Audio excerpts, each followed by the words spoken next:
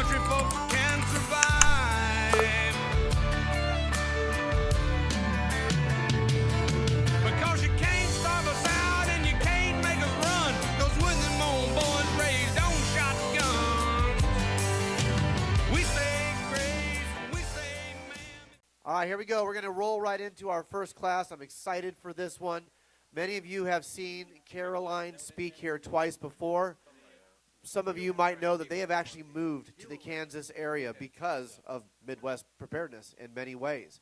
So they have started a homestead called Redemption Homestead, and now they're going to talk to you about their very first year of homesteading and what that looked like. So please welcome to the stage my very good friends, Caroline and Jesse Thomas, and their newest member, Tank. That's all for you. That's for you, Tank. He's so confused now. Hey, everybody. It's nice to see you all again. It's lovely, and I'm really glad the weather's, held off. It's really cool. So, for those of you who don't know, I'm Caroline. I'll answer to most things. I'm the English girl in the group. And, yeah, I mean, most of you, I think a lot of you know me and know my story about my son and how I saved his life with cannabis, and I came here and kind of tried to explain all of that, and we've had a lot of fun, and it's been really, really lovely. And so now we're here again talking about something completely different. And I'm here with my husband, Jesse, which is his first debut with a microphone in his hand. So, and he's not as... Thanks. It's going to be fun. And he's not nearly as nervous as I am for some reason. So, would you like to introduce yourself quickly? Yeah, so I'm Jesse, her husband, like she said. So I'm pretty much just a jack of all trades, master of none, but as we know, that's typically better than a master of one. And so I just like collecting skills and putting them to use as best I can, as much as I possibly can. Yeah, I'm the beauty, and he's the brawn. And for the record, first public speaking event, she has the experience. This is true. Forward. So I think what we really wanted to do was briefly explain to you all how we even came to even being here, because even that in itself is a story. So obviously 2 years ago I was invited to speak here, and we were at the other place, and ever since then the likes of Tag and Kyle and a few other people you need to move here, and I was like, I'm not living in Kansas, not happening. And we came last year, and I spoke at this event as well last year, and after we left here we went to South Dakota for a road trip. And the night before we left, Tag said to us, he was like, listen, I know, you don't want to live in Kansas, but wherever you go, just make sure you've got community, because you can't do this on your own. Well, there's no community like this community anywhere in the world. So I was like, okay. So we go to South Dakota, and on our way back, we're like, I'm pretty sure somebody's going to have some land for us by the time we get back. And lo and behold, we got back here to go then on our road trip back to Georgia. And Tag's like, there's some land for you to look at. We're like, oh, here we go. So we went and looked at it. Wasn't the right fit for us. It just wasn't. And then he's like, we need you to meet this guy. So he puts this guy in front of us, and this guy happens to own hundreds and hundreds of acres. And he basically offers us a piece of his land on his homestead, 10 acres, off the side of his land. And we go and we look at it, and it's beautiful. And we do it on a handshake. And we're like, okay, cool. So we're like, right, we're doing it. We're doing it. We're just doing it. Why not? So we drive back to Georgia, and we sell everything. We sell our camper. We sell all of our stuff. We sell everything. We pack everything in a tiny little U-Haul, a little tiny one like that one over there, and it wasn't even half full. And we packed it all up within 4 weeks. By 4 weeks, we were back here in Kansas. And we get back to Tag's, and Tag goes, got something to tell you. The guy says he can't sell you the land anymore. And we were like, but we've just sold everything. We've moved. We're here. We're here. And they were like, oh, and we were like, do you know what? If it's not that, it's something better. I have faith. We have faith. If nothing else, we have nothing but faith. If it's not that, it's something better. And we was like, it'll be okay. Something will come up. And I think it was literally 2 days later that the guy came back and was like, hey, I've got another piece of land that you can come and look at, and I can definitely sell you this one. It's like, okay, cool, come show us. And this land was by far way, way, way better. Way better. Perfect. 3 ponds, completely raw, hand dug well, lined with cypress. It was beautiful. It was perfect. It was well out the way as well, nowhere near a road. Valley. Oh, it's a beautiful valley. Perfect. And we were like, we'll take it. So on a handshake and a promise and we took it. And I was on July 4th of last year. 4th of July, I had my independence. And and he said to us, he was like, do you know what? If you want to go on the land, do what you want. Live on it, camp. So for the first few months, we were in our tent, in our hammocks. Yeah. And then we were in a tent. And then we went from a tent because it was starting to get a little bit chilly. And then you want to say how, like, then this bit here, look.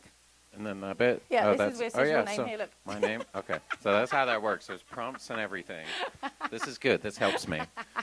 So, yeah, from there, that's when we decided how big of a house that we wanted to build, which for us is just us and now Tank.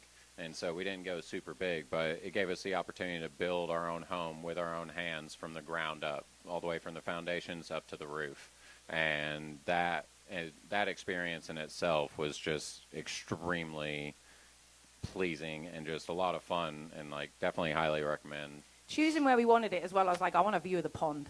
Like, give me a view of the pond. I don't care. Just give me a view of the pond. It was like, do we do it up the hill? Do we do it down the hill? Where's the water coming in? Like, you want to make sure that you don't, like, we really thought about putting pontoons on the bottom just in case it floods and it could just, but it was like, where do we want to put it? And so we really got to choose everything. And I think that's the most beautiful thing, is we got to make the choices. It's ours. We get to choose everything. Yeah. And so no contractors. Nope. It was just us and some truly incredible friends that helped by bringing helping hands, bringing tools, like just being there as moral support and everything like that. And like, so Tag was right. Yeah. You can't Again, do it on your community. own.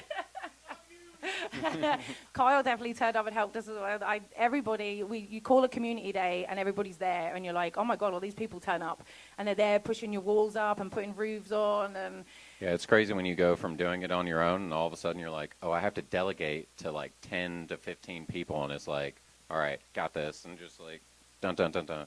But I think a really important, and something that Tag told us as well, is like our superpower is the fact that we live very minimalistically, like super minimalistically. We were living in a 21-foot camper before we even kind of got to build our house. And so we don't have a lot of stuff. And I think the less you have, the less stuff you have, like, I don't know, I feel freer. The less I have, the less I feel weighed down. I've had the house. I've had the 3-bedroom house with the cars and the motorbikes in the garage. I've had all of that, and I didn't feel free. And so we live very minimalistically. So to achieve that kind of lifestyle in what we're doing is really, really easy. We have a little 2-burner camp stove. We have a compostable toilet, which we didn't used to have. We just had a bucket. Everything's an upgrade. Everything's an upgrade. But because we live so minimalistically, we're not trying to bring that very conventional life with the house and the cars and everything and make it off-grid. We're not doing that. We don't want to do that. That's not the life we want. We're very minimalistically, so it's very easy to be very minimalistic, in the kind of life we have. Yeah, convenience can be a bit of a killer if you have too much of it. Oh, for sure, for sure. We have to go some anyway. real extra steps to get our water. We have our Kanga machine, and we put that up, and we have 2 big blue totes, which we have a pump that goes in there, which is run by solar, and then that pumps through there and pumps through our machine, and we collect the water, and it's a many steps just to get our water. We don't just turn a tap on. We don't have any running water. So we have to go So we have to go those extra steps to get what's important. So it really makes you understand the basics and what really, really matters, because what are you going to make those extra steps for? What are you going to make all that effort for? So it really you really kind of learn what matters. Yeah, so it definitely helped to keep us financially sane as well.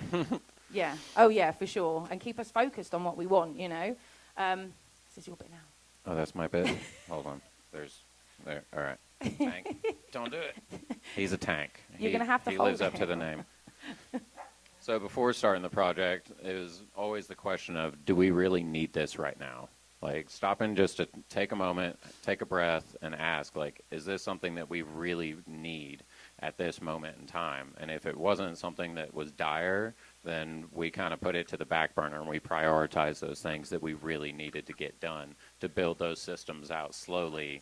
And it's given us the opportunity to really observe our land and to be able to see how it behaves during a storm. And the winds coming across there, it's wild. So us being down in the valley, it actually skips over us a lot, thankfully. Kinda. And that's why we kind of position our house where it is. And so all the rain that washes off, because in the upper part of the property, water sits. And we had talked about putting the house up there, and we're super glad that we didn't end up doing that, because it floods up there real bad.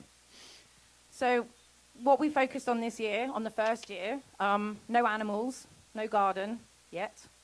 I think the permaculture rule is that you need to live on the land for at least a year, so you can watch where the water goes, you watch where the wind blows things, we got 21 inches of snow, and so we watched where the snow drifted, and we watched finding the natural rhythm of the land and how it behaves through all the seasons. So we can work with it, not against it.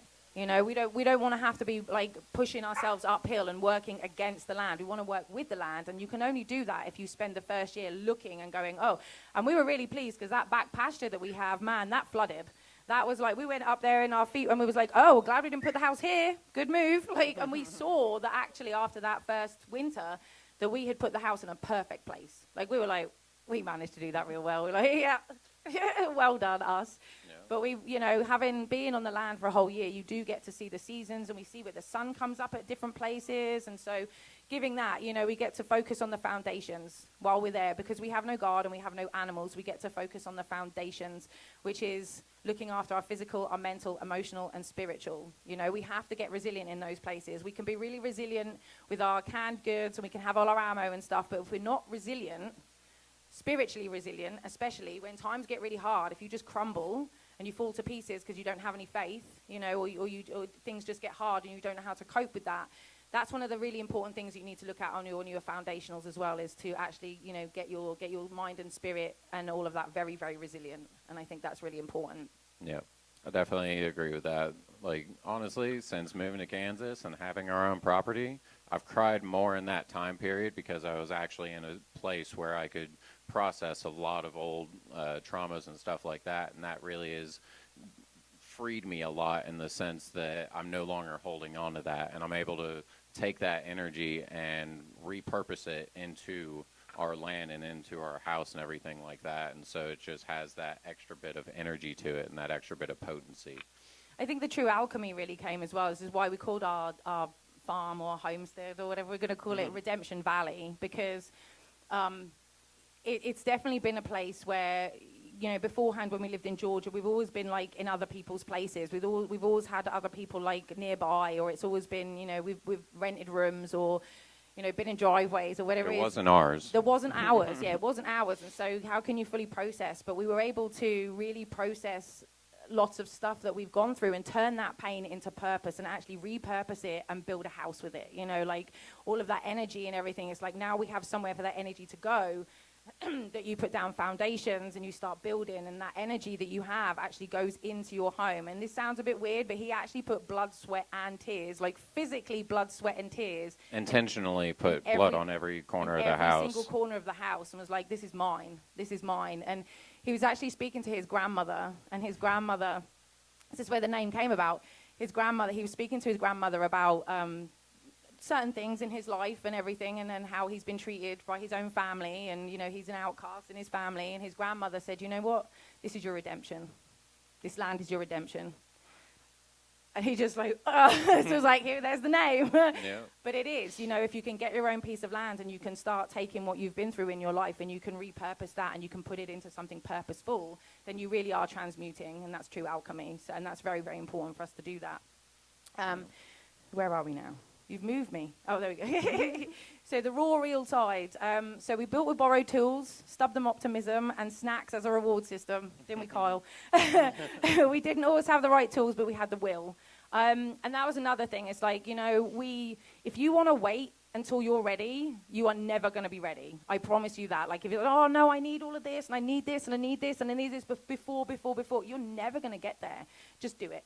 Just do it. Like whatever it is you want to do in your life, just do it. And the rest will fall into place. As soon as you have that intention and you put it out there, you'll be amazed at what the universe, God, whatever you want to call it, will move mountains for you the moment that you put that out there, that's what you want. So don't wait until everything's perfect, because that's never going to happen. It's never going to be perfect. No. Nothing is. No. But if you have a community, you can call on that community. And we still run our little solar power off a battery that Darren lent us. And we still have solar that Tag has lent us. So we still have things that we've been gifted. We have a gifted compost toilet. We were in a bucket in the tent outside. That compost toilet is a lifesaver. Yeah. It's the shit. Our friend was... Couldn't help myself. Our friend was like, hey, we got an old compost toilet. Do you want it? I was like, yeah. And they were like, we've got a flushing toilet. And we were like, woo, no, we'll take it. We'll take it. Like, everything is an upgrade. Everything is an upgrade. If even going from, again, I went from the three-bedroom house, the cars and the motorbike, and this is still in a compostable toilet in the corner, and we have no walls. Someone asked us the other day, it's like, how many bedrooms? I was like, None. One. It's just one big room. One room. Like we have one, so the bed is over there. He's sitting on the toilet at the end. We're like, hey, like. It's still an upgrade. It's still an upgrade from my flushing toilets and my running water and my hot shower. It's still an upgrade because it's ours and we get to live it the way that we want to, and we're in control of it. So yeah, this is it. That's my bit? Yeah. Okay, sweet. So yeah, big thing obviously is having power. Thankfully, we've had, some solar that's been donated to us to be able to use until we're able to get our system like fully up where we're at. But in the meantime, we went ahead and spent the money on a nice backup generator so that we always have that, if nothing else, and being able to just have these small little things that, like, again, make life easier, but in the right places. Because I'd rather put in that extra little bit of effort and, like, be able to really enjoy what we have. And it's funny because I wasn't actually your bit. I'm sorry, I completely threw you off. Don't listen to me. It's actually interesting. Somebody said to me not long ago, I was explaining how we live. And she was like, do you live like that on purpose? And I was like, yeah. She's like, what do you do for fun? Like, do you have a shopping mall or anything? And I was like, that's not fun. That's my version of hell. Like, that's taking me into a shopping nightmares. and she said, but that's really hard. That must be really hard. And I said, life's hard. Choose your hard. Like, life's hard. Choose your hard. Hard for me is getting up at 7 o'clock in the morning, driving 2 hours to go and build somebody else's legacy at 9 to 5 job and coming home and having 2 hours with my husband and then going to bed. That's hard for me personally, So living in a cramped neighborhood with everybody looking over you, that's hard. My life was hard before I got here. So, a lot of people would look at it and go, but, you have to go all these steps to get your water and you have to empty your toilet and you sit by candlelight at nighttime. That's hard. I'm like, it's keeping me young. It's definitely keeping me Again, young. convenience is easy, but it's killing you in the end. Yep. Do you want me to go to this bit now? Yeah, we can Okay. go to that bit. So, relationships, rhythm and real talk. You'll find out if you like someone. Yep, that's very true. We're still married, for the record. We are still married. And we're talking, which is Yeah. nice. So, but you will really, like, when you really get down and things, you start living like this, it can become stressful, because the conveniences make your life a lot less stressful, but then there's stresses in other places. But when you do have to go these extra steps, or there are things that come up and you're like, oh my God, you're navigating new grounds and there's 21 inches of snow outside and you're like, oh, we don't have a driveway, we don't have snow chains, we're not getting off the land for a couple of weeks, which we didn't. Nope. And then I had to drift the truck off of the property, literally got it sideways across the field to the driveway and then got it out. That was fun. It's the slowest 60 miles an hour I've ever done. I was watching through the window like this and I was like, oh no, and I just see him go and he's like, "Arr!" And I was like, oh no, and I see him going down towards the creek. I was like, no, and I said, I can't watch. And I go out and I'm like, oh, he's made it to the road, but then he looked like he was stuck because we have like a ski slope and it goes, woo, and I saw him there, and then all of a sudden I saw him like, "Arr!" And he's off, and I was like, oh my God. It was fun. We'll be upgrading to a 4x4 truck this year, or at for least sure. some snow chains. That's, Or some snow chains, but that's the thing is, like, you learn through these things. Like, okay, we need next winter, we need more wood. Let's make sure we have more wood and make sure we have snow chains or at least a 4x4. But you learn a lot from going through these hardships, especially about one another. You learn whether you like the person or not, because if the stress is on top of you and you can't get on and you can't come to solutions together and you can't work together to find a solution, then you're just going to butt heads. And then that's just going to make things even harder than they need to be, So you're definitely going to find out that. And but it definitely made our relationship stronger. I mean, there's definitely tension there sometimes, but it's, it's definitely stronger. But we also lean into our different strengths, and that's the one thing to be really, like, something I've learned over the years is, like, I don't have to do everything. Nobody has to do everything because, again, you've got a community around you. Like, I'm really good at certain things. He's really good at other things. And I was like, oh, where we're lacking, it's like, bring Darren in. Darren will fix it. Darren We got a small engine problem? Call Darren.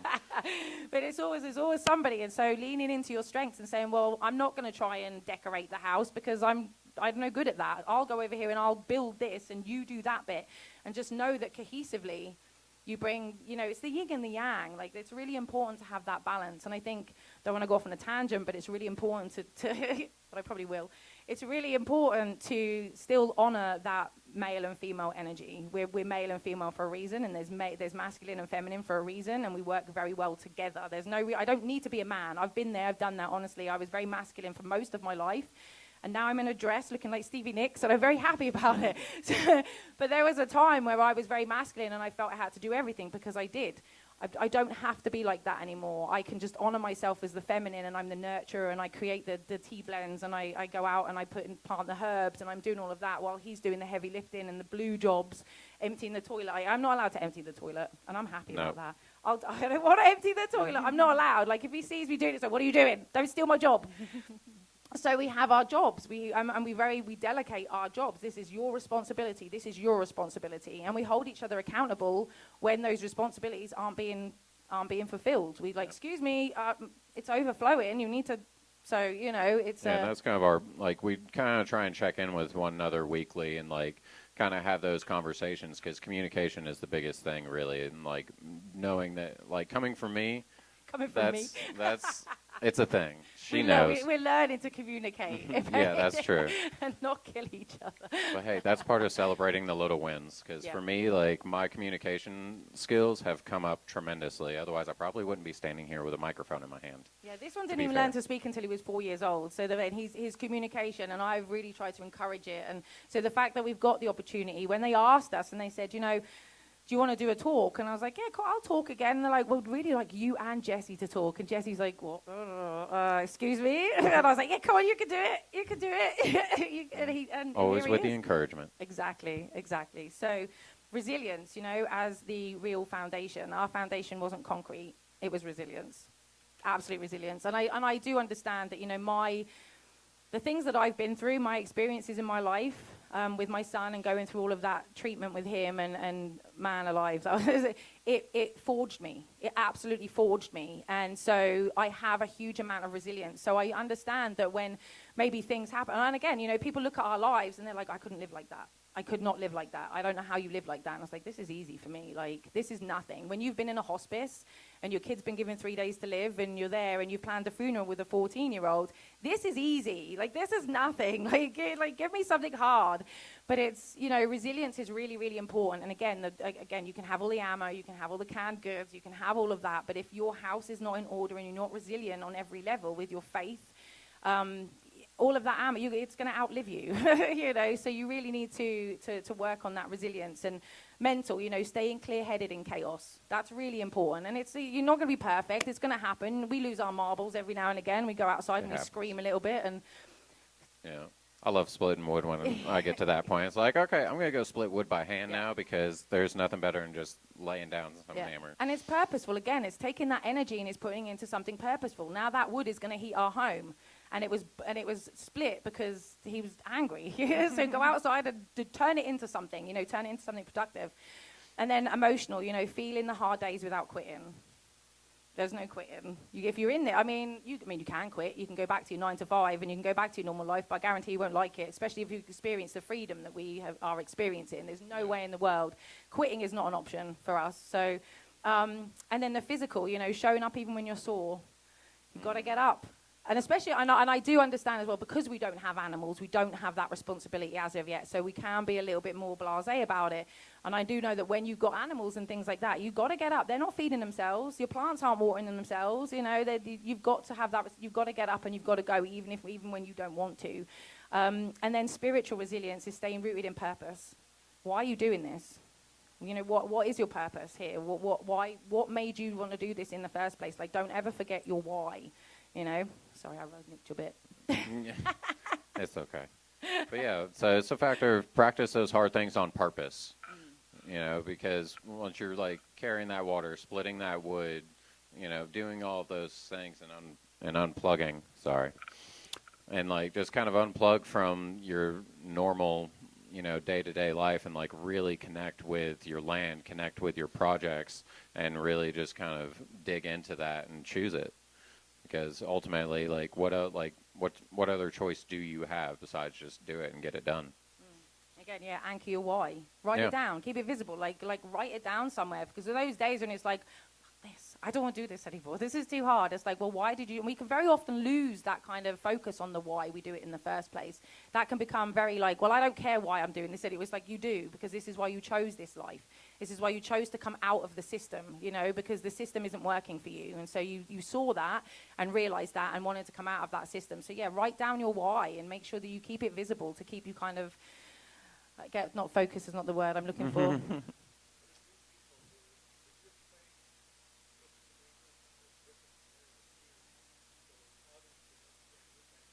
I will. Can I do the question at the end?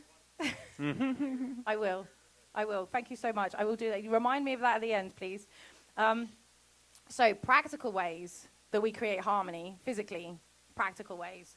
So we have again, getting your house in order, food, organic, no processed food.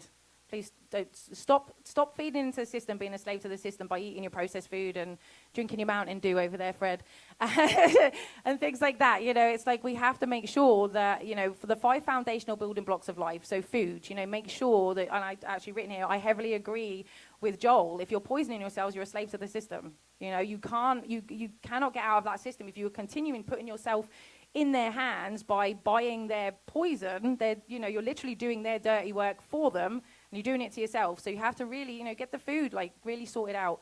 And then water, you know, obviously I talk about water a lot. So I have my Kanga machine over here. Water is incredibly important. You are mainly water. And the water that you drink is really, really important. And I think, you know, if you can have really good wells, that's wonderful.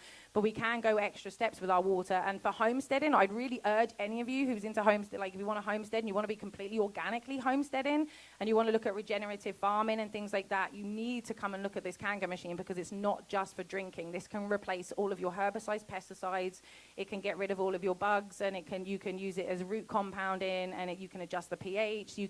You can completely convert your homestead with one of these machines. It's not just for drinking. But of course, the drinking water is really important as well, because we are mainly water. So we need to make sure that we're taking really good care of ourselves in that sense too. And then movement. You know, we walk the perimeter every morning around our land. We take our little dog and we walk our perimeter every single morning with a cup of tea. I recommend the Perk Up Buttercup from over there. You can go buy it. Little herbal blend I made. But we walk around our property and we talk every single morning as we're walking around the property and just seeing what's going on, seeing how the land's going, seeing what things have come up and what's happened. He always finds like a load of cow bones, which is really nice. He loves that. But we talk and we move around and we ground and we connect every single morning and we get moving, because movement is so incredibly important as well for your lymphatic system, for your general health. Oh, look at the little puppy. For your general health. And breath. You know, take a moment to breathe. This is something the breath is... our breath regulates us immediately. It's the most powerful tool that all of us have in our toolboxes, and it's free. We do it all day, every day.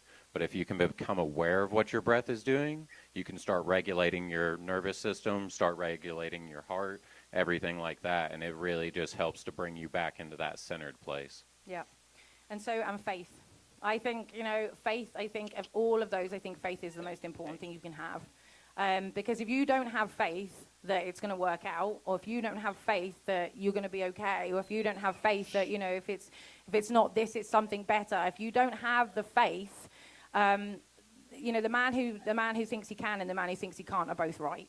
Right? So if you don't really believe in everything that you're doing, then it's not going to go great. It's not going to go as well as it could do for you. So you have to make sure that you keep that faith. Tank a mess. You know, faith is everything that is it should be, and that everything is happening for us and not to us, because it is. Everything's happening, even if it doesn't feel like it. And also the other thing is that not having to see the whole staircase. You don't need to understand how everything is going to play out. You don't need a 10-year plan. You don't need to do all of that. You just need to see the first staircase, the first step, and the rest will unfurl as you go along. And having that faith that whatever you do, every time you put one step foot in front of the other, that it's all working out for you. It will take you a really, really long way. It will all work out. So if you're wondering if you're doing it right, no one is. There is no right. There is no wrong. You can just do your best. There just is. That changes every single day. Yep. And you just got to keep going. You know, that's one thing I think over the last year we've had. I don't think there's been any time in the last year that we've gone, I'm quitting. I can't do this. I don't think It's not an option. No, I don't think there's been This one is time. way more fun than anything I think either of us has ever done. Yeah, for sure. Yeah. Yeah, and I think there's been moments where we were building our house that, like, I mean, there were moments where we were building our house that I think a lot of maybe normal people, because we're definitely not normal, maybe some normal people would have been like, nah, this is it. This is the point that pushes us over the edge that we're now leaving this. We can't do this. That's enough. I think there was times where the roof wasn't on. And being in Kansas, which I really love, because I'm from Norfolk in the southeast of England, which is very, very flat. It's quite like Kansas. And so I really love the open skies that you can see the horizon on either side. And I love that here. But what it also gives you is you can see storms coming a real long way away. And we're up on the roof and we're like, I'm like, Jesse, there's a storm coming. I can see it. It's coming this way. And they're like, oh no. And there's no roof on the house right now. We had the beams. They went up like real late at night. We had the beams. We had we had half of the roof run, and then saw the storm, and we were like, okay, tarps, get all the tarps out. And we started getting all of them laid out, but we didn't staple them down with boards. We just went along and stapled them. So, of course, the wind came along, straight line winds at like 60, 70 miles an hour, and started ripping all of our tarps off. So all of us get on them and try and hold on. And at one point, one of them picked me up off the roof, and I had to slam myself back down and was like, all right, I'm just going to stay down here. I don't want to go flying today. Not my cup of tea. My youngest son was with us at the time, and he's only 20, and he was over, and he really got his hands in. And I love the fact that my son's energy is in my house, too. I really love that. But there was a time he's like, Mum, he sat at the top of the roof holding one tarp and holding the other tarp. And he's like, Mum, have you seen that film with Captain America where he's holding the helicopter and he's holding the building? I was like, no. And he goes, well, that's what I felt like. And I was like, I could see. He's like, I just found my happy place and I just held on. Yeah. Like, good. Kansas is no joke. The weather here is no joke. Yeah. But we got through it. Darren was there, and Darren was about to leave, but then the storm came in. He's like, I'm not leaving while this is going on. We battened it all down. We got the tarps on one side, and then Darren left, and he just sat there for like the next 90 minutes like this. I've seen some things. But it's the trials and tribulations that make the whole fun. We've got those stories now forever. Like, we look up at the roof and go, oh, you remember when that wasn't there? And there was a parachute up there. It was a good time. It was a good time. It was an absolute good time. Yeah, and he knows every single screw and nail that's in that house. And he also knows the bits that are hiding behind that nobody can see. Like, no one will see that. We're going to cover that. That's fine. It's like, I'm actually really proud of myself. It's about 95 to 96% square everywhere around the house. There's only like a few little spots. And even like our friends coming over and helping us were like, you did really good. Like, this is really square. Like, how did you do this? And I'm like, I just put it together. My OCD kid came out and was like, all right, gonna get this just as perfect as I possibly can, and then move on. There was a moment with the foundations. I mean, the foundations, obviously, again, the foundations is the most important part of your house. If the foundations are square, the rest of it will be fine. And it's the same with life. You get your foundation solid, your food, water, movement, and breath, and faith. You get those solid. Everything you build on top of that is going to be, like, solid. And so I think it was Darren that came round and said, this is how you do it. Bye. And he was like, okay. And we managed to get some cinder blocks from somebody. Yeah. They gave them to us for nothing. So our whole foundation was free, which was wonderful. And so he's out there with all these cinder blocks. And the getting it square that way is one thing. But again, because we're on a valley, so then getting it, so we have like 4 high this way and 2 high that way, or the other way around. Something like that. The other way around. But him getting it square this way and square that way, and then you try to get it square that way, and everything is off, and he's like, ah, and I can hear, I'm inside the tent working, and I can hear him, and I can hear him, and I'm like, so I go outside and I say, Jesse, is that the energy you want to put in our home in the foundations? He's like, no. You're like, right. Well, you might want to reframe your words. And he's like, that's when she turned the breath. I was trying to remind her to, like, focus on her breathing and, like, regulate herself. And she just was like, remember that whole breath thing? Breathe. Use it. Yeah. And it worked immediately. I took a few deep breaths and then was like, all right. And just settled back into it and got it done. Yep.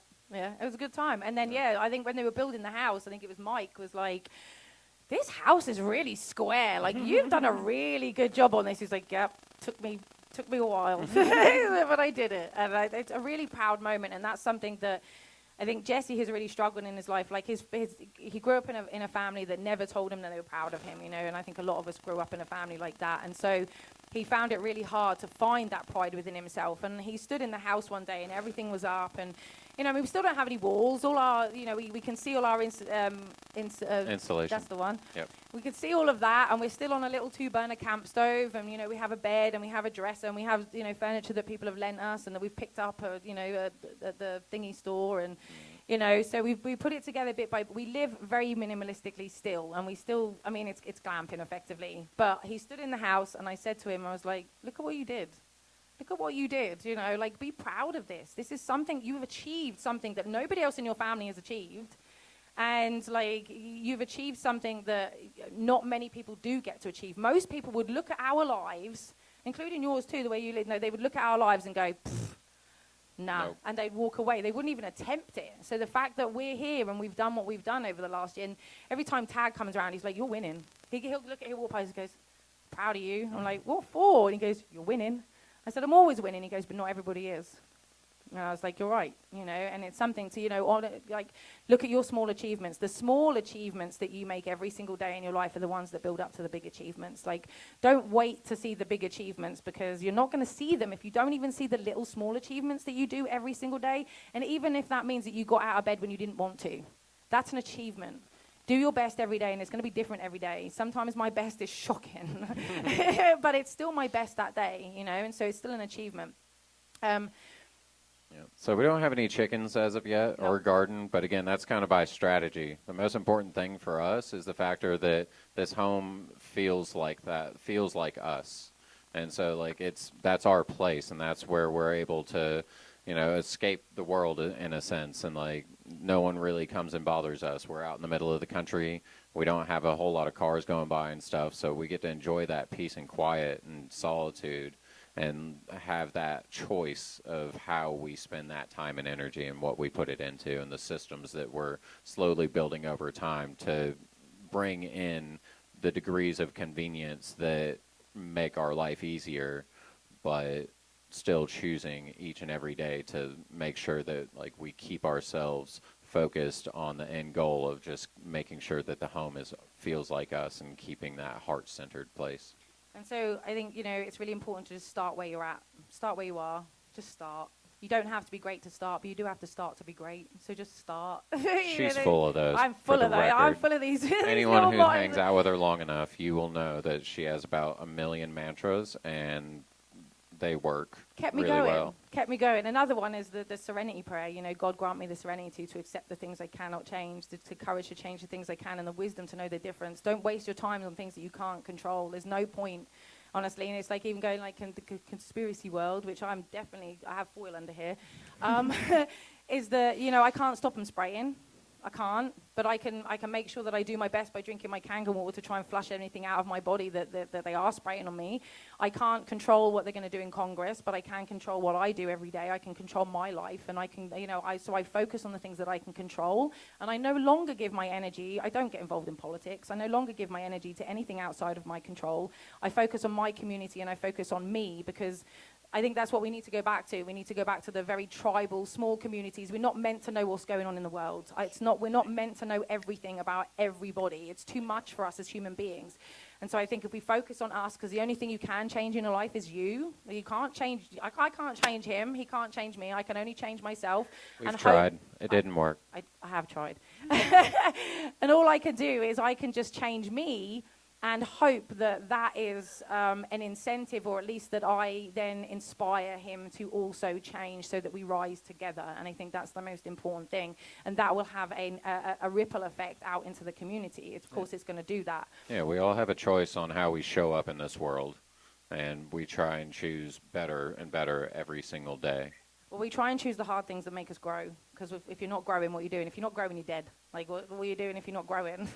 You're meant to be evolving. We're meant to evolve as we go through life. If you're the same person you were 20 years ago, what a waste of 20 years. You are so meant to be someone different every week. I'm someone different every single week. Every day. Every day. Every minute sometimes, depending on... I'm getting to that age, so...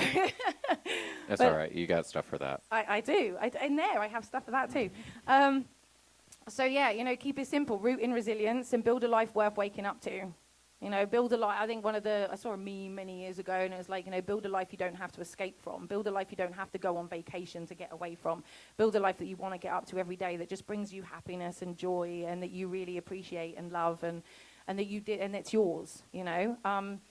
So Tag was right, as he usually is. Find community, because you really can't do this on your own. Make your vision of homesteading. Just forget the noise, forget like everyone telling you like what you need to do, and just find your own rhythm that sustains you and where you're at currently. Not doing that. I know, he's done. And don't forget to take some time to have fun. Because if you're not having fun, what are you doing it for? Like, if you're not enjoying yourself, if you're just getting up every day and you're very militant of like, oh, and you're worrying about the end of the world, and you're prepping for that, or this is going to happen, and that's going to, every eventuality that actually may not even happen, and who knows, because all you have is right now. If you're not having fun, then why are you doing it? What's the point in that? For me personally, what's the point in it? We try and have fun every day. You know, we get out on the land, and when we have the chance, we know we'll run around with him, or we make sure we take moments for ourselves every single day just to have some fun, because that's really, really important. It's the purpose of, you know, I think it's the base of everything, the creativity and just laughing and Yep. you know.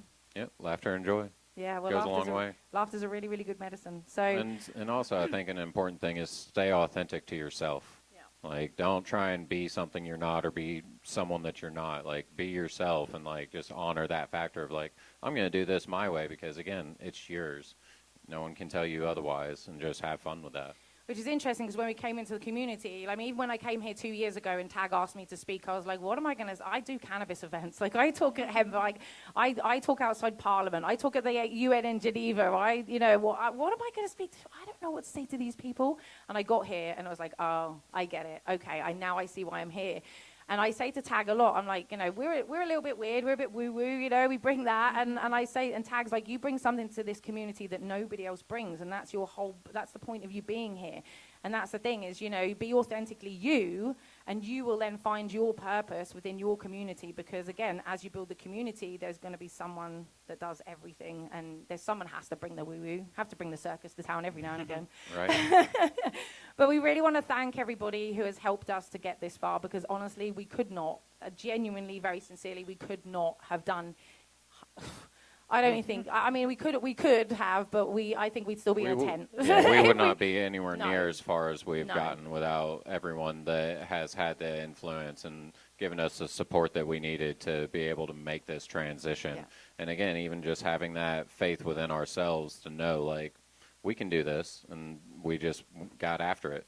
And the guidance, you know, people have imparted so much knowledge that they have, and they've been giving it to us, and especially Jesse, he's like a sponge when it comes to building.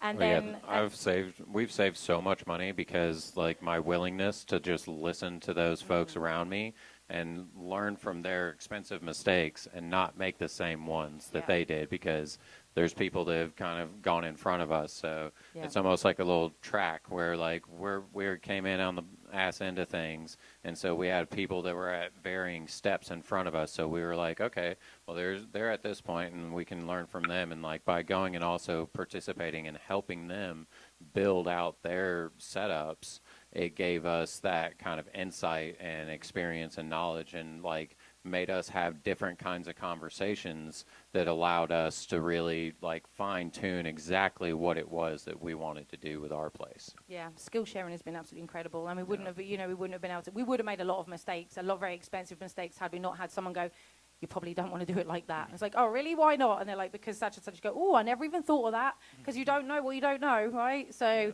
it's been absolutely amazing to be here, and it's been really lovely to come to this event as one of the locals now, instead of like, who are those weird people? Well, we're local now. We're part of the tapestry. Local yokels. Yeah. So we're really, really, really grateful for the welcoming and the hospitality, and the fact that, you know, we have so many friends now in the community, and it's been absolutely amazing. So yeah, thank you so very much. And I will now answer your question. Can you repeat it, please?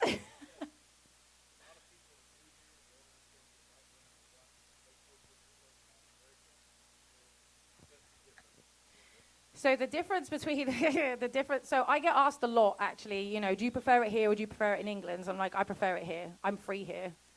And it's funny to say that because, obviously I'm not from this country, so I do have my restrictions. I have my certain restrictions because I'm not American. However, I'm still freer here in this country than I am in my own. And the fact that I can even go like this and I have space, that's incredible. If anybody who's been to England, you're like this. Like everybody's on top of each other.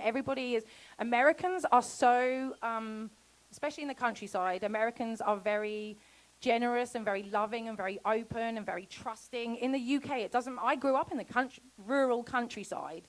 Doesn't matter. Nobody trusts one another. Everybody's very wary and skeptical of one another, and I think it's because everybody's fighting over resources for one, and everybody's on top of each other, so they have to be very protective. And whereas here you can be so open and everybody is so willing to help. In the UK, you'll see it. You'll see something will happen in your neighborhood and you probably don't even know your neighbors, and everyone's like, oh, they need help. Oh, I didn't see that. And it's so coming here was a real culture shock for me, which they're all, they all speak English. It's just an extension of England, right? It's no, the culture in this country is so different to England.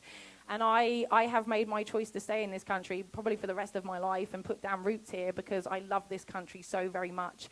And, there was a time... And we're allowed to have guns. And we're allowed to have guns. That's a big point.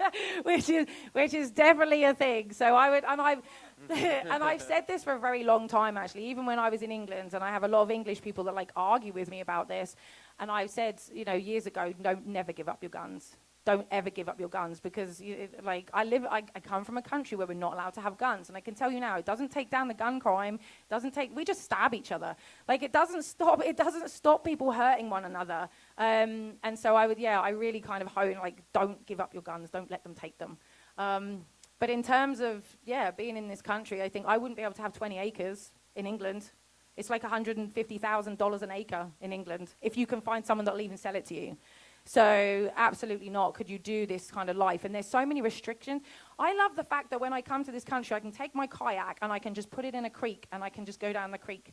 If that was England, you need this waiver, you need this signature, you need to have a guide with you, and you can't do it at this certain time because this person owns this land. And it's oh my God. And if you want to go somewhere pretty, guarantee there's another 300 people there because it's pretty, and there's 70 million people in England all trying to go to the same pretty place. And it's the size of Oregon. Yeah. So it's an island mentality. It's crazy. Oh, yeah. it's crazy. But yeah, I love your country, and I love the fact that you've all welcomed me so much. Anybody have any other questions? Any questions at all? Here we go. Right over here. Dun, dun, dun, dun, dun. So, I know you've just relocated, and I was just curious, how much of your current income stream is something you created yourself, and how much do you go outside and earn money from somebody else's business? All of it. All of it is ours. I don't work for anybody. I haven't worked for anybody else for 10 years, 11 years. I've worked for myself for 11 years. When I met Jesse, I pulled him out of the system. I was like, come with me. We're going on a roller coaster ride. Are you ready? And he was like, yeah. And so, our income stream, it's all ours. It's all, every bit of money that comes into our home is from, we don't work for anybody else. We sell Kanga machines. So that's something that is part of our income. Obviously, I make herbal blends. I do consultations with people. That's my main crux of income is consulting, usually terminal cancer patients and things like that. And I'm working with plant medicines. That's predominantly my thing. I'm a plant medicine practitioner. And so that's the basis of it. And then Jesse really, honestly, he helps me massively. He's been a huge support for me. I could not do what I do without the support of this man. And I think, again, that's very important with the yin and the yang. And Jesse does all the heavy lifting. Jesse does all the building, the boy jobs, and he makes sure that I'm fed and that there's, water coming in, and he makes sure that I am supported in such a way that I can work to my best of my ability. Thank you. He's a man. Oh, real man. Any other questions? Thank you. Anybody else have questions for our good friends here? All right, we have a question. Hey, Fred. I think you guys are awesome. Thank you. Thank you. Good day, mate. Yeah, Hey, so long term, what is your goal of where you're developing? Is it just self-sufficiency, survival, or are you planning to figure out a way to do additional income off of the property? Self-sufficient for sure. Another big proponent that we really want to do is turning it into a medicine farm and like getting back to those traditional ways, truly traditional ways of using nature for healing, because God gave us all seed-bearing plants. They are there for a purpose. Like, there's no such thing as a pharmaceutical deficiency. Stole that from her. She's side-eyeing me. I know it. Because you didn't get it right. If you're Well- going to steal it, get it right. Well, you tell it right then. There is no ailment out there that is a pharmaceutical medication deficiency. You were nearly Oh, there. you upgraded it. You have it. I'll take it. You can have it. You can have it.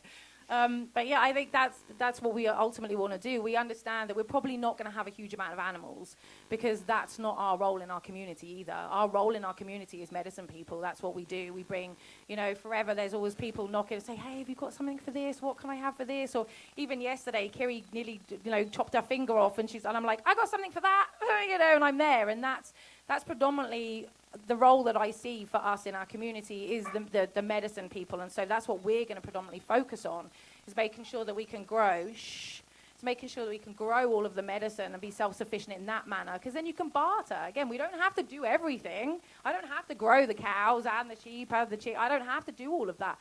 I grow what I'm really good at, my strength, and then I swap that with other people, and that's how we cohabitate as a community. Yeah. But ultimately, what we really, really, really want to do is turn our land into a retreat where other people can come and be healed and spend have a safe time. space. Yeah, have a safe space to just be truly authentically themselves and heal from things. Again, that resilience. Every single one of us is traumatized from lots of different things, and it's having an effect on our daily life every single day, whether we understand it right now or not. And that's one of the most important things we need to, again, get in your house in order, healing yourself on an emotional, spiritual level. And we really want to give people that safe space to be able to come. The men can just come and cry if they need to, whatever. And with the support of the plant medicines and so the Redemption Valley, that's ultimately what we really, really want. Thank you, Fred. What's up, Mike? Hey, Mike. Hi. We're Ahoy. talking about you. Can you hear me? Is this thing on? All right. Hey, if you all could go back several months and give previous you, future you's advice, what one piece of advice would you give yourself? Mike, why did you turn up with really good questions? Go first. Go on. No, you go first. I don't want to. You go first. Oh, my God. Oh, God, that's a really good question, but it's a really hard one because there's so much. Probably just that, again, I think something we've honed in already is that it will be okay and that it will all work out and that you can do this and just keep going. Because there's always friends there to, fall back on, and, yeah, and again, choose your why. Keep going with your why. Find your why, I think, is really important. Just find your why. If you don't even have your why right now, at least find that. And, just keep on. The snow will eventually melt. It's fine. It will get sunny again. I've sweated in this weather and I'm like, oh my God, it's so hot. And I'm like, no, I haven't forgotten winter yet. It's okay. I think it would be a factor of just keep it simple and don't overthink it. Because I'm really bad about sitting there and overthinking some things and then freezing and not getting as much done and being as productive as I can be. Yeah. And so getting myself out of that loop of overthinking things, I think, would be the biggest for me. Having that faith in yourself that you can do it, because I think when you're coming into this and it's new and it can get very overwhelming. It's like, I'm not capable. I believe me that you are capable. Everybody is capable. You just have to believe you're capable. Again, the man that believes he can. And so I think what's happened with Jesse, sometimes the man who thinks he can and the man who thinks he can't are both right. So I think with Jesse sometimes as well, it's like he forgets that he's a very capable man, and so he can question himself and then be like, I don't think I can do this, and then kind of overthinking putting a window in. I'm like, you already put one window in, you know how to do it. He's like, but this beam is here, and it wasn't on that one, and it's like, and he kind of threw everything off, and he measured the window space 12 times. I'm like, dude, you know how to do this, just do it. And he's like, I'm overthinking it, and of course you overthink, and then you just freeze, and you get into a freeze state, and then you don't move, and then you do nothing. So, yeah, that was really good advice to yourself. I'm proud of you. Thanks. Thank you, Mike. One more question right here. God's created all of us, from the smallest amoeba to the human body, which is an amazing thing. And then he created woman out of man's rib. He made us so we could heal. And if we put the right things in our bodies, not the petroleum products that have been pushed on us, just get our body to help itself heal. And I take it that's a lot of what you're doing. Yep. Yep. Yeah, we are from healing nature. machines. Yeah. So Yeah. that's nature. God can Yep. handle. You know, look at your hand. Look at your body. Nature has an answer for everything. Yep. Nature has an answer for absolutely everything, and your body is an amazing machine that is it's programmed for survival, first and foremost. Every single cell is programmed for survival. Your body is never against you. Even an autoimmune disease, it's not against you. The body is crying out for something else. There's an imbalance. Even cancer. Even cancer is not trying to kill you. That's a whole another conversation I'll have with you if you want it, but can it? You can come over for a TED Talk on that one later if you want to at the booth. It's just your body screaming that there's something out of balance, and now we're radically out of balance, and now we've really got to do something. But your body can heal, providing you give it the things it needs and you don't give it the things it doesn't need. Every single thing that goes in, on, and around your body is either feeding or fighting dis-ease. Make a choice. Please make a choice and make a good choice, because your body will thank you for it, and you will live a very long and healthy life if you actually give your body what it needs so that it can do what it's innately programmed to do, which is survive and heal. We are incredible machines. And that's just going to, go to your quality of life, because we're not promised tomorrow. So it's all about that quality of life and enjoying every moment and every day as much as you possibly can. Again, have fun with it, because none of us know exactly how long we have left. I just want to be here for as long as possible and have it as pleasant as possible. That's all I want. All right, do we have any more questions for Caroline and Jesse? One right here. I'm wondering about your retreat idea. Is this something that are you building community first? Are you offering online consultations? What are you doing to build to the point where you can invite people to a community or to your location for a retreat and for a healing kind of a space? So I've been working in that space for 11 years now. Predominantly, a lot of people that I work with are in England, so they're going to have to get on a flight if they do want to come over. But I've been working on, I've been working one-on-one with mainly terminal cancer patients for the last 11 years. And I work with lots of different healing modalities. And so that basis in itself, I've been creating that for 11 years. And I think what we've done is we've actually come into a community that is very already well established. So we're very grateful for that we don't have to build it. I think what's happening now is the community are starting to kind of cotton on to what it is that we do, and are like, oh, I would like a little bit of that. Can you help me with this? And can you help me with that? And it's like, I think that is growing in itself. And I think just, we have just single people just turn up. And they come to our home and we talk to them and we chat with them, and then they leave. And it's starting very small, and everything starts small and grows, So right now we just have individual friends that pop over for a chat, and then they leave with some tea and they feel better, and then eventually it will grow into where we're able to actually open up the space, and we want to build like little buildings and maybe have some yurts or something like that, and we want to make it into something real fun. He's a blacksmith by trade, and I cannot wait until we have a forge somewhere in the community so that he can start actually creating with the material that he knows how to work with best. I want to see the creations that he can come out with.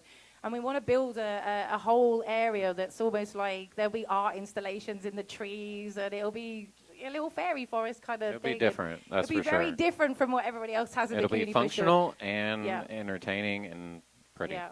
But we're getting there. We will start small, and eventually it will grow, and eventually we'll be able to have a couple of, people come and hang out with us. But yeah, that's our intention. And I don't know I don't see the whole staircase. I only see the step right in front of me, and it will unfold as God intended to unfold. So. Yep. Anyone else? Probably time for one more if someone really has it. 2 minutes, Turkish. Here we go. We got a question. I don't even know where to start. I guess thank you for being here, but my question ultimately is, I guess, you have the plant medicine and all of that, and then how do you guys handle, or you're learning to work into all these different steps, water and things like that. So you have composting going on your property where you're collecting and gathering materials and fallen waste, so that, cause I realize you said the tangy will give you a lot of healing in your land, in your water, and of course that's through the things that a lot of us don't understand and may never. Yeah. But yeah, I guess if not just a question, I guess I'm just asking, are you prepared? Is your soil being prepared? Is it pretty good? Do you have a plan? And Yeah, do we you can't- have access to good quality, highly microbial compost? Yeah, we can't. That's definitely part of our plan, is to regenerate the land that we're actually currently on, because the land is raw. There's nothing on it, and it's had cows on it for the last 50 years. So it's very well packed down. There's a lot of weeds and stuff that we don't want. I say weeds as they're popping up. I'm like, click, what's, ooh, no, medicinal benefits for, and I'm like, I'm taking that, I'm making that into a tincture. My cupboard is full of tinctures with alcohol, with all plants and stuff that's in there that I had no idea even existed. And I'm like, and as I'm going around, and so definitely regeneration of the soil is really, really important to us, and that's definitely on our list of things to do. And we'll start small with a small herb garden, and then we'll gradually make it bigger. And we want to have an orchard with trees and fruit. We want to have a food forest, eventually like that. So we do need to learn a lot more about how to regenerate the land, because that's not something that I know a lot about, regenerating the actual soil and stuff. But thankfully, we have a lot of friends that know and have been through that ringer, Yeah. and are more than happy to come and show us how they do it, and to be able to help us get that step ahead that much faster and be able to learn. Nice. Very I nice. love that. Thank you. Thank you. Thank Really, you. really appreciate Yeah. it. Thank you. Thank you. Thank you. Yeah, we're always down to learn new things, Oh, for sure. always, Yeah. because again, if you're not learning, then what are you doing with your life? Yeah. You might as well Our be brains are brilliant computers, and there's a lot of space in there. dead. Yeah. All right, folks, let's give a warm round of applause to Caroline and Jesse from Redemption Homestead. Thank you. While you're up here, you want to tell people what's in your little hamper on the prize yeah, table? I can do. So Yeah, I go can't on remember then. everything that's in there, but so basically, yeah, this is my little prize. So there's a copy of my book in here that I wrote called The Boy in 7 Billion, if anyone hasn't already read it. I am selling some in the booth as well. But I have basically I have a bunch of herbal teas in there. So there's teas for uplifting, there's teas for going to sleep, there's teas for anti-inflammatory, neuropathy, allergies. I made an allergy tea as well. And then I've also made some capsules for neuropathy, and I've made some capsules for men's hormonal health. And I've made some for women's hormonal health as well, some balances like that. And yeah, I think that's it that I've made this. And that's what's in there. Oh, there's some apricot kernels in there as well. And there's a tea steeper. So you can actually make your tea with your little tea steeper. Didn't know I was going to make her be a salesman for our tickets, did you? Yeah, buy your tickets because you really want to win all that. But I also do make just bespoke. I have a whole stocked apothecary now, and I make anything bespoke. So if you've got something very particular going on, I will get all my herbs out and I will make you a tea specifically for you as well, or maybe some capsules, however you want to take it. And yeah, I'm your local herbalist. Also, one of her books is in the library that we're giving away, and it's already signed. And I promise if you go buy one of her books, she will sign it for you. I will. Thank you, Caroline. Thank you, Jesse. And thank you, Tank. Thank you so much. Thank you for having us. Thank you, everyone. Yeah, thank you, Jasper. Woo.